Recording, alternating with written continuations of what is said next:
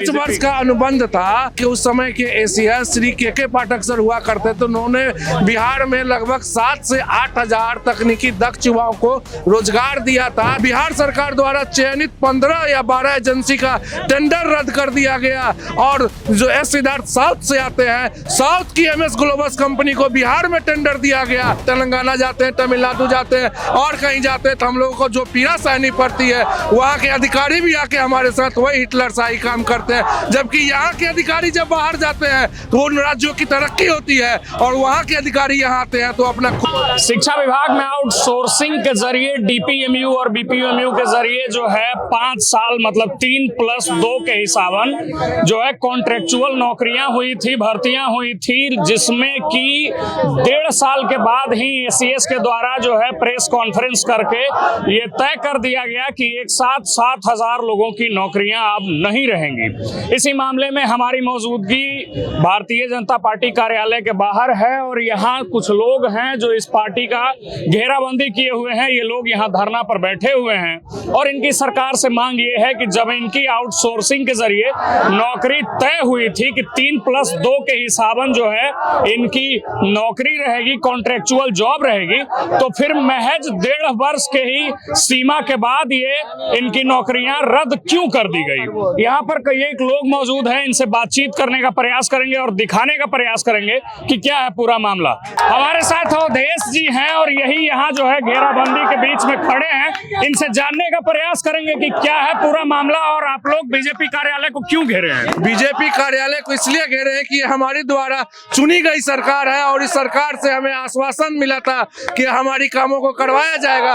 हालांकि मामला इस तरह का है कि 2023 के माह अगस्त में शिक्षा विभाग बिहार सरकार के नोटिफिकेशन पर आउटसोर्सिंग के तहत बीटेक एमबीए धारी जो 5 से 10 वर्षों का कार्य अनुभव रखते हैं वैसे व्यक्तियों को रोजगार दिया जाना था। वैसी स्थिति में आप सभी जानते हैं कि बिहार में रोजगार की स्थिति कैसी है बीटेक एमबीए वालों के लिए। हम सभी दिल्ली, पंजाब में, मुंबई में कार्यरत थे। जब इस तरह का नोटिफिकेशन आया तो हम लोगों ने बिहार को आकर ज्वाइन करना, बिहार में सेवा देना उचित समझा। हमारी बिहार की तरक्की होगी ये सोचकर, हालांकि सैलरी बहुत कम थी जितना हमको मिलता था, फिर भी हमने अपने घर की नौकरी को स्वीकार किया। कितना तनख्वाह था? हमारा महीना का तनख्वाह 30,000 रुपया मात्र था, जो हम प्रोजेक्ट मैनेजर के पद पर थे। क्या हुआ उस मामले में? उस मामले में 5 वर्ष का अनुबंध था। उसमें कि उस समय के एसीएस श्री के पाठक सर हुआ करते थे। उन्होंने बिहार में लगभग 7 से 8 हजार तकनीकी दक्ष युवाओं को रोजगार दिया था ताकि शिक्षा विभाग का बदहाल स्थिति की सुधार की जा सके और निश्चित रूप से उनके कार्यकाल में शिक्षा विभाग में डिजास्टर चेंजेस देखने को मिला। क्रांतिकारी कदम साबित हुआ। जब कोई भवनहीन विद्यालय होता था उसका भवन निर्माण हुआ।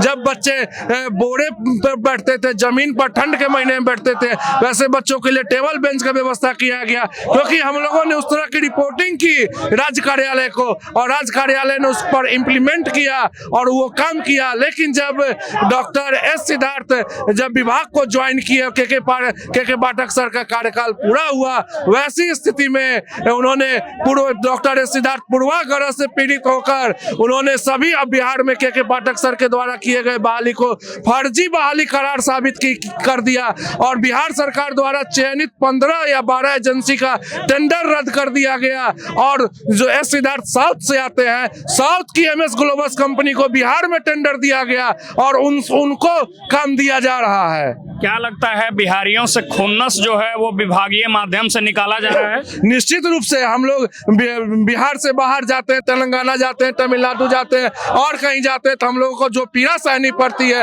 वहाँ के अधिकारी भी आके हमारे साथ वही हिटलर शाही काम करते हैं। जबकि यहाँ के अधिकारी जब बाहर जाते हैं तो उन राज्यों की तरक्की होती है और वहाँ के अधिकारी यहाँ आते हैं तो अपना खुन्नस निकालते हैं बिहारियों के साथ। क्या लगता है अवधेश जी कि आप जब यहाँ आए हैं और आपके साथ जो लोगों का हजूम है जो यहाँ पूरे तरीके से न्यायप्रिय ढंग से यहाँ अपना मांग कर रहे हैं भाजपा कार्यालय के बाहर, आप लोगों की मांगे सुनी जाएंगी? क्या उम्मीद है और इससे आगे क्या आप लोग निर्णय लेने? अभी तक हम लोगों ने ये चौथा कदम है हमारा और अभी तक हम लोगों को आश्वासन पर आश्वासन मिलता रहा, लेकिन आश्वासन के अगले सूरज में वह आश्वासन धूमिल हो जाता है। आज हम लोगों ने ठान कर आए हैं, आमरण अनशन करना पड़ेगा तो करेंगे, लेकिन जब तक हम लोगों का न्यायपूर्ण फैसला नहीं आ जाता हम लोग यहाँ से नहीं हिलेंगे।